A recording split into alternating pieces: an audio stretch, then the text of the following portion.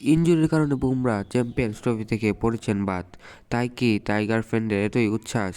বুমরা না থাকলেও কি হবে, ভারতের আছে আরও বোলিং শক্তি। যদিও বুমরা ভারতের অন্যতম সেরা পেসার, বুমরা থাকলে বাংলাদেশের জন্য কাজটা হতো আরও কঠিন। পায়ের ইনজুরির কারণে ছিটকে গেছেন বুমরা, তাতেই বাংলাদেশি ফ্যানদের বেজায় অনেক খুশি। বুমরা নেই, তারপরেও ভারতকে সামলাতে পারবে না বাংলাদেশ। ভারতের যে পেস অ্যাটাক এবং স্পিন অ্যাটাক, তাতে মাহমুদুল্লাহ সৌম্যদের ঘাম ছুটে যাবে, তাই আভাস দিচ্ছে ভারতীয়। বুমরার রিপ্লেসমেন্ট হিসাবে দলে জায়গা পেয়েছে হার্ষ রানা। তিনি এমন একজন বোলার যার কারণে মোহাম্মদ সিরাজ ইন্ডিয়ার হয়ে গত 3 বছর সবচেয়ে বেশি উইকেট টেকা, তাকে পড়তে হয়েছে দল থেকে বাদ। হার্ষ রানা এমন একজন প্লেয়ার যিনি নতুন বলে দুই দিকেই সুইং করাতে পারে এবং নিয়ে নিতে পারে এক্সট্রা বাউন্স, যা বাংলাদেশের জন্য বয়ে আনবে দুঃসংবাদ।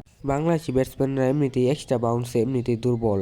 হার্ষ রানা ছাড়া আরও রয়েছে আশদীপ সিং এর মতো বোলারদের, খেলতে নিশ্চয়ই কষ্ট হবে বাংলাদেশি ব্যাটসম্যানদের। আশদীপ সিং যে মানের বোলার, তাতে বাংলাদেশের মতো এত নিচু মানের ব্যাটসম্যানদের জন্য খেলা হয়ে যাবে অনেক কঠিন। স্পিন শক্তিতে অনেকখানি এগিয়ে বাংলাদেশে ভারত।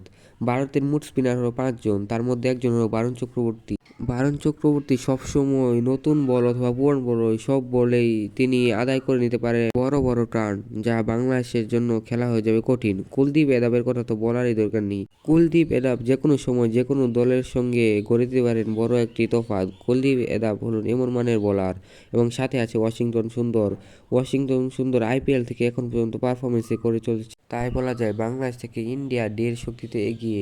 বাংলাদেশ যদি এই ম্যাচ জিততে চায়, তাহলে বাংলাদেশের সকল ব্যাটসম্যানদের করতে হবে পারফর্ম।